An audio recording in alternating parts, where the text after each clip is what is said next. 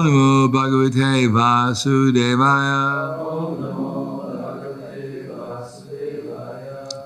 Bhagavad Gita as it is, Chapter 5, Karma Yoga, Action in Krishna Consciousness, text number 4. Sankhya Yoga Pritag Bala Pravadanti Nipanditaha Ekam Apyasita Samyag Ubayar Vidite Phalam Sankhya Yoga Pritag Bala Pravadanti Nipandita Ekam Apyasitam Samyag Ubayar Vindite Phalam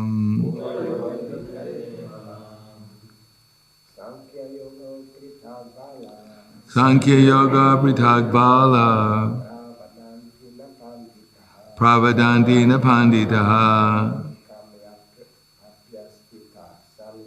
Ekam Apyasita Samyag Ubayar Vidite Phalam. Mataji's. Go ahead. Sankhya Yoga Pritag Bala Pravadanti Nipandita Ekam Apyasita Samyag Ubayar Vidite Phalam. Sankhya, analytical study of the material world. Yoga, work in devotional service. Pritak, different.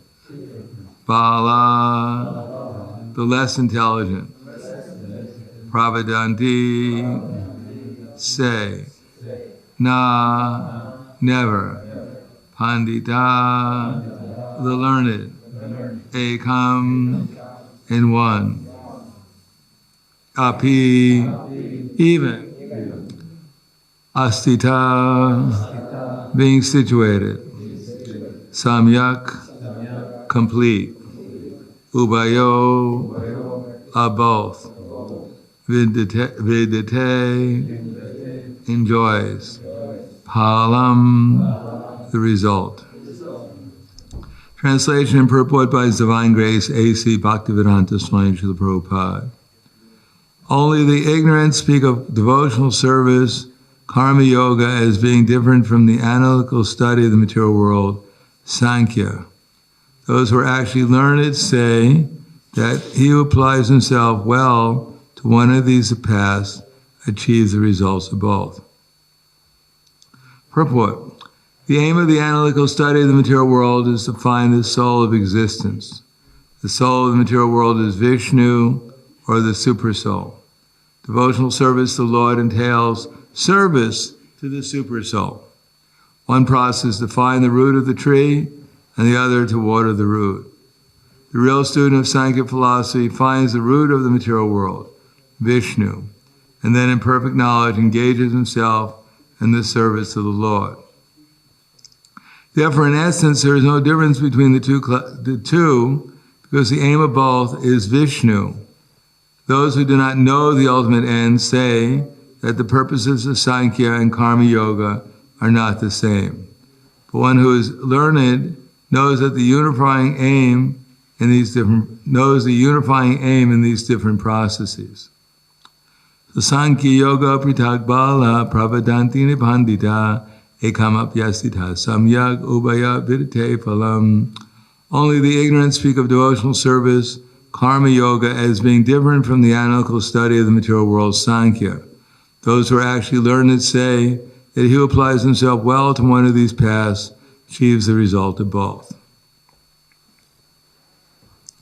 Namo Vishnu Vraya Krishna Prasthaya Bhutaya Srimate Bhaktivedanta Swami Namane Namaste Saraswatam Deve Gauravani Pacharne Nirvishesha Srinivadi Paskatyate Siddharne. Achieves the result of both means that up to a certain point, one will get the result of both. The aim of Sankhya philosophy is to ultimately get out of the material misconceptions of life. By analytical study, one will discover that we're eternal spiritual beings, and that the root cause of everything is Vishnu. So that's the aim of Sankhya philosophy, the aim of knowledge, as Krishna says, Bhavanam Jamanamante Jnanamam Prapadite Vasudeva Sarvamiti Saramahatma Sudurlabhaha. That after passing through many, many births and deaths, that one who is actually in knowledge surrenders to me, knowing me to be the cause of all causes, and that all that is. So the aim of philosophy is to ultimately realize that Krishna is God.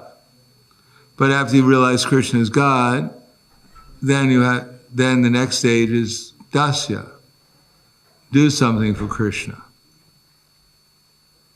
So if Krishna is God, then Krishna is controlling everything. Aham sarvasya prabhavo matak sarvam pravartate iti matva vidante mam buddha bhava samanvitaha. That all material and spiritual worlds are coming from Krishna, and therefore, as Krishna says, that kalos mi loka she krit prarido lokan samaharta miha paritak itepi tvam nabha vishanti sarve is vastitat pratnu keshu yoda. That time I am the destroyer of all the worlds, and I've come here to engage everyone. So everyone, not only the devotees, but everyone throughout the entire universe is being controlled by Krishna. Yak sarvatman vishnehas tat tat prapi shubhashubham nabhinandanti nadvesti tasya pragyapatishita.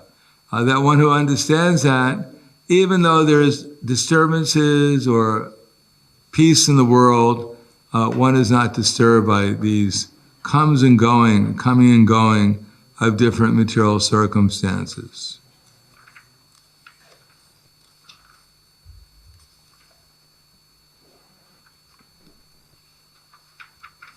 Because Arjuna is asking Krishna, Stita pragyasya kaba sha samadhi stasya keshava. In the material world, one is unaffected by whatever good or evil he may obtain, neither praising or despising it, is firmly fixed in perfect knowledge. So nothing is happening by accident. Everything has a purpose, and Krishna's purpose is to bring everyone back to the spiritual world. Everything that's going on is simply for that purpose. Now, when people are being chastised, there's a purpose. The purpose is so that they can wake up and understand that they're not the controllers, nor that they're enjoyers, that Krishna is the enjoyer and controller. And if they violate the laws of nature and try to become the controller outside of the realm of Krishna's service and try to enjoy their senses without proper sanction, then the result is that they're simply trouble. So modern society is always in trouble. It's just that sometimes we realize it and sometimes we don't. Now there is some virus and people are dying. But of course, before the virus, people are also dying. As I said before, when Prabhupada was asked, and when he was interviewed in England, why are so many people dying in India? And Prabhupada's response was, well, I've been in England for some time and I notice people die here also. As a matter of fact, the death rate is about the same, 100%. So it is not that suddenly people are in trouble and before everything was fine. Everyone was in trouble, but when people realize they're in trouble, that's very good. If you're in trouble, you're going to die soon, that's not very good. But if you think you're going to live forever when you're going to die within 5 minutes, that's very bad. King Kulavekar, Kadvanga Maharaj, he was fighting on the behalf of the demigods for many years, and finally Kartikeya offered Kadvanga Maharaj a benediction, whatever benediction he wanted in the material world. So he simply asked, how long do I have left to live? And the demigod informed him, you have 1 moment to live. So immediately he came to the earth planet and surrendered to Krishna, went back to Godhead. In other words, if you're given 100 billion euros, that's very good. But if you're only given 100 billion euros for 100 billionth of a second, it's not very valuable getting 100 billion euros. So 100 billionth of a second is quite a long time compared to how much time we have left to live compared to eternity. In other words, we have maybe 50 years, maybe 20 years, maybe whatever we have, but that amount of time compared to eternity has no meaning. It's completely insignificant. So we think we're going to be here for a long time. We're wrong. We're going to be here for an insignificant amount of time. Now, what we do with that time, that's what's important, because what we do with that time will determine maybe what's going to happen to us for millions of years, if not eternity. If people are being misdirected, then if they're getting misdirected and someone you're sleepwalking and you're about to walk over a cliff and someone comes by and slaps you and wakes you up, you say, why did you slap me? Well, they slapped you to wake you up. So people have the human form of life, which is extremely rare. It is said that if you have the vast Pacific Ocean and you have one life, what do they call life thing that, not a life jacket, it's this round thing that, what's that? Life preserver. Preserver. If you have a life preserver floating in the middle of the Pacific Ocean, I don't know if we can realize how big the Pacific Ocean is, but it's many times bigger than Slovenia.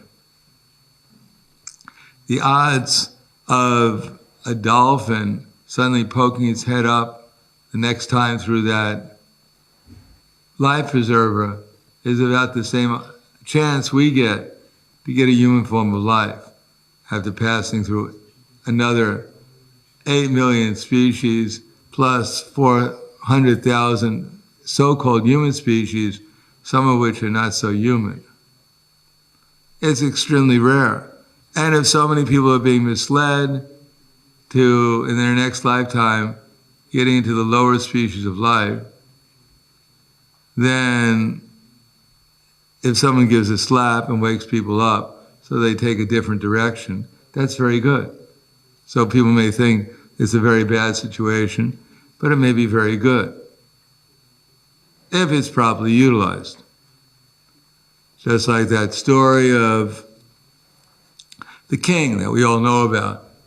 The king, he had one minister who was always telling the king, whatever Krishna does is good. So the king was not so devoted, didn't have so much faith. So he said, oh, come on, why do you keep on saying that? He said, yeah, it's true. Whatever Krishna does is good. So the king was, one day he was riding with his assistant, and he was hunting with his assistant, the minister. And I believe the minister shot an arrow, and the arrow backfired. Before that, king lost part of the finger. Oh, the king lost part of the finger. They were hunting, and the king was hunting, and he lost part of his finger in the hunting. And so he asked the minister, he said, oh, what do you think of this? You know, I just lost part of my finger. So the minister said, whatever Krishna does is good. So the king became angry and said, well, if I throw you in jail, is that good also? Is that Krishna? So the minister said, yes, whatever Krishna does is good. So the king had the minister thrown in jail. He said, are you sure it's good? Yeah, it's very good. So then the king heard that the dacoits were stealing his cows, and he took his army out to get the cows back, but he got lost from the army, and the dacoits captured him. And they took him to his hideout, and they were going to sacrifice him before goddess Kali. They bathed him, they gave him a nice meal, they bathed him, they took him before the goddess Kali, and about to chop off his head. And the priest said, "Stop!" And everyone looked around, well, why should we stop? He said, "Look at this man. He's missing part of his finger. He's not worthy of being offered to the goddess Kali. He's imperfect." So they looked at him and said, "It's true, we're sorry. We have to throw you out of here. You can't be offered. You're not worthy." So they threw the king out. And the king had to walk back. He came to the minister. He said, "That's true. It's true, but I don't understand it. That you say everything is good. It was good that I got my finger cut off. It saved my life. But what about you? I threw you in jail." So the minister said, "It's true. You threw me in jail, but if you didn't throw me in jail, I would have been out to chasing the dacoits with you, and they would have caught both of us, and they would have sacrificed both of us to goddess Kali." They would have thrown you away because you're missing part of your finger, but I have all my fingers. They would have sacrificed me. So the king said, "Yes, that's right. Whatever Krishna does is good." Prabhupada said, like a businessman, when the stock market goes up, then he sells his stock. And when the stock market goes down, then he buys all the stock. So in any way, he's making a profit. He's gaining.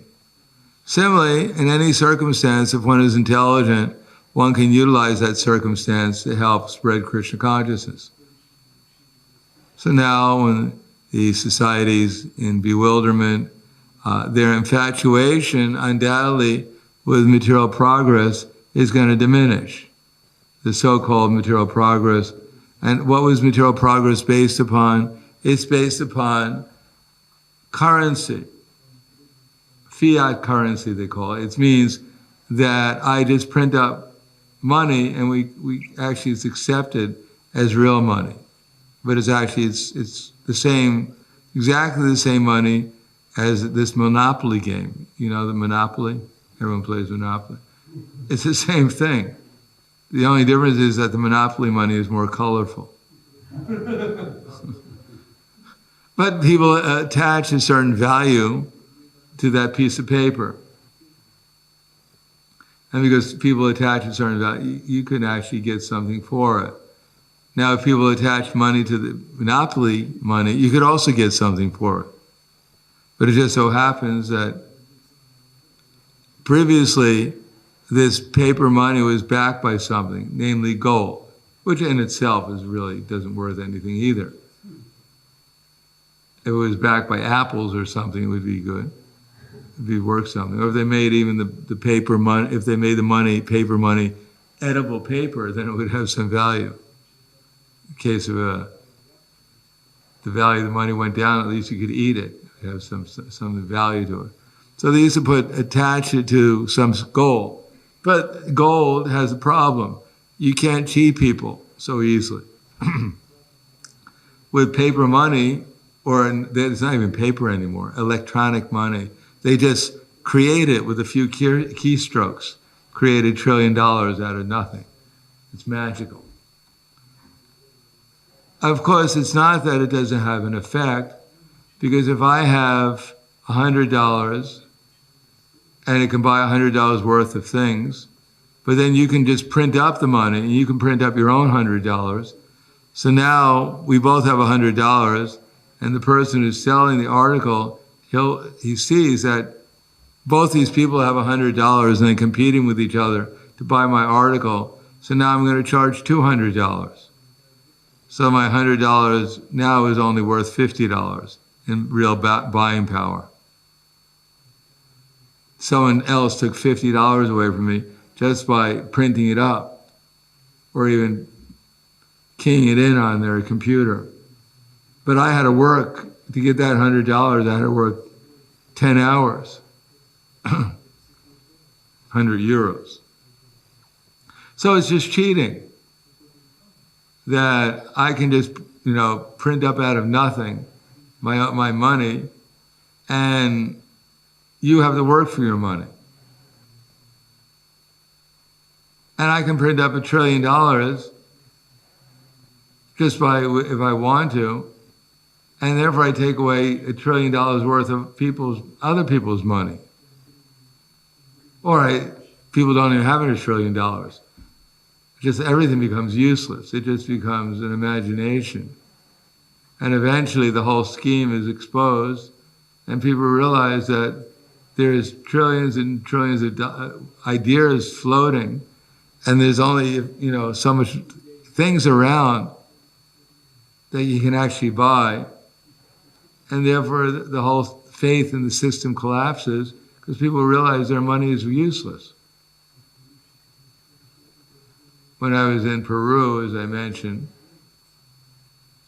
the first time I went to Peru was in 1982, and they have what was called Peruvian Sole.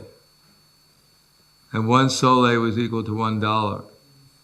But they had this inflation, so by the time I left Peru that year, there are 3 million soles to $1. And then I came back in a month and they changed the currency to new soles, new Peruvian soles. And it was 3 to $1. And when I left that year, it went back to 3 million of these new soles to $1. So you can imagine, here you are, you work for the government, maybe you're in the military, which I know someone, and he was getting something like 1,000 Peruvian soles a month from the government for his retirement, which is a considerable amount of money. It was worth approximately $1,000. But by the end of the year, he was getting 1,000 Peruvian soles, and it was worth something like, there were 3 million soles to $1. So his money was worth about 1,000 times 1,000 is 1 million.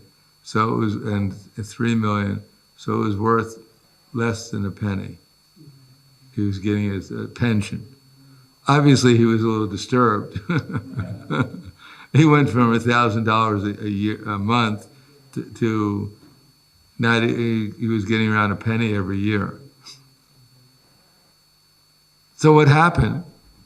The people who were driving the whole thing, they got his money actually. So it wound up somewhere. That value wound up somewhere. He didn't get it. Someone else wound up getting it. So this is called trickery. I can print up whatever I want, and you have to accept it. And I can buy anything. I can buy anything I want because I just print it up. But you got to work for it. The other 9 billion, 7 billion people got to work, and the people who are printing it up, the money, a few hundred people, whatever, they don't have to work because they just print money up or key it in. And they can print up more money and key in more money than everyone else who are working can possibly make in a year. But what is the value of that? It drives what's called the modern technological society, because it gives everyone these bits of paper, and they can buy all these gadgets. Otherwise, if it was gold, there wouldn't be any impetus to manufacture all these different electronic gadgets and all this mass-produced cosmetics and all these cars and everything else, because no one would have enough money to pay for it. So you give everyone this money, they can pay for it. Actually, what they do is you give them a piece of paper which says, this is a debt. This piece of paper is a piece of paper that acknowledges some debt that someone has. And with this debt, you can also go into debt. You can get your own debt. And so people wind up taking out loans, theoretically, of money that was just streamed up. And then they go into debt trying to pay it, so they work their whole lives in order to pay off the debt for their mortgage, for their car, for their child's education, whatever. So actually they're just slaves to the pieces of paper. They're working. Basically, they get enough to eat and some shelter. And by the end of their life, maybe they own their house, and the house has fallen apart by that time. But in any case, most people don't have any assets whatsoever. They're just working as slaves. So previously there used to be, few slaves around, but now everyone's a slave. Everyone's working for the piece of paper, which is just printed out of nothing, and trying to pay off their debts to get these commodities that are manufactured that really have no real intrinsic value. In other words, people could live without a car. People did very nicely when they used to walk. They were healthier. You can live by growing your own vegetables and fruits and other things. You don't really need an iPhone to find out how everyone else is suffering around the world. All these things are not really necessary for healthy, happy living. They're just manufactured out of desire so that, ultimately the people who are manufacturing it, they have their own reasons. And it's not for the happiness of the people. It's to control people, directly or indirectly. Control their lives, control their money, control everything. And modern society has not produced, by this technological advancements, happy, healthy, enlightened people. Much of the opposite. It's produced confused, ignorant, unhappy, frustrated, bewildered, insecure civilizations, which are simply struggling even to get the basic necessities of life. And even if they get the basic necessities of life, they're usually of such poor quality that they're better off not even having such necessities of life. Like I pointed out before, that they fed rats this breakfast cereal to see what the nutritional value was. But when they gave the rats the breakfast cereal, they left the box. They just opened the box and let the rats eat. But the rats ate the box and left the cereal. Because they were more intelligent enough to know that there was more nutritional value in the box than there was in the cereal.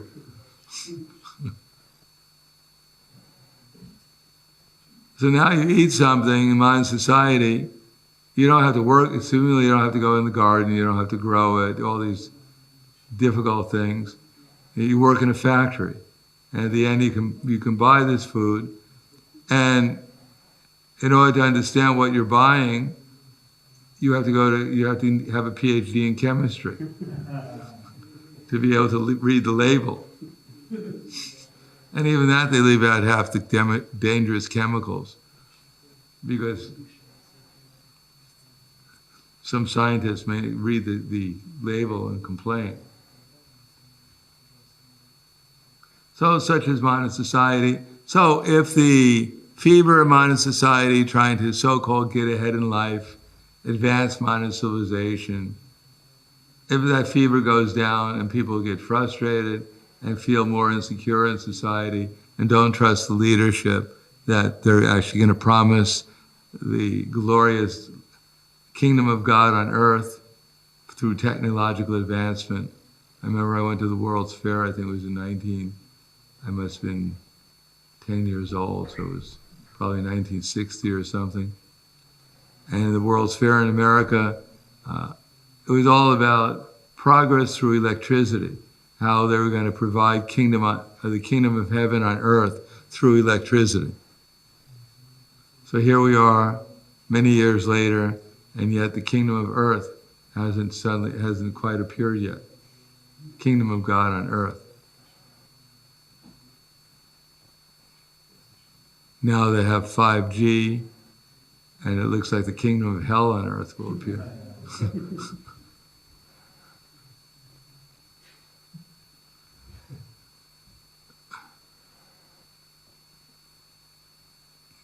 So I'll stop there. Thank you. Any questions or comments?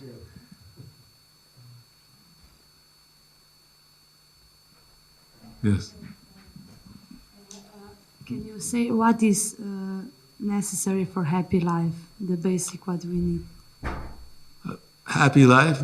Well, from the material point of view, nice food, healthy, delicious, nutritious, well cooked, well prepared, well served food, prasadam specifically. Clean air, fresh water, nice relationships with people. That's from the material point of view. From the spiritual point of view, self-awareness, awareness that we're eternal, and becoming aware of the ever blissful, all-attractive, supreme person, the source of all beauty, knowledge, strength, fame, renunciation and strength, and all love, one who has unlimited affection for every living entity. That's the secret of happiness. Anything else? Yes.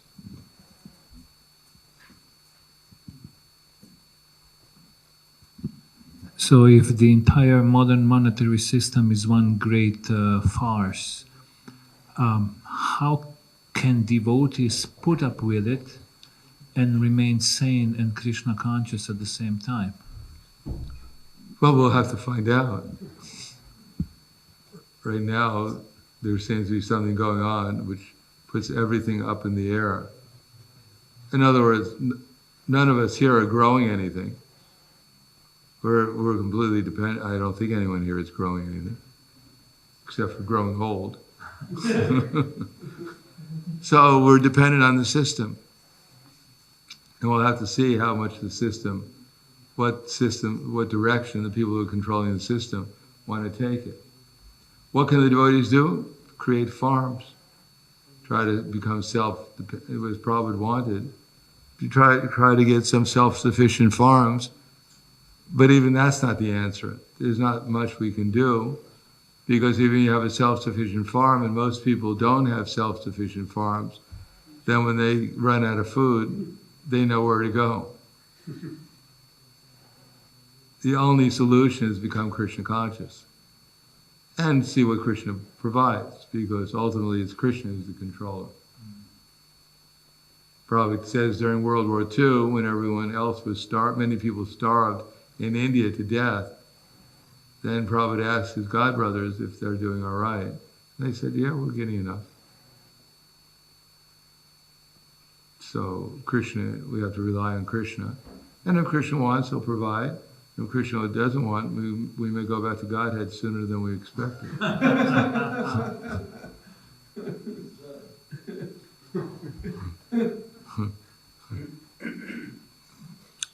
All right, thank you very much. Grandaraj Bhagavad Gita ki jai. Srila Prabhupada ki jai. Gaur Premanande.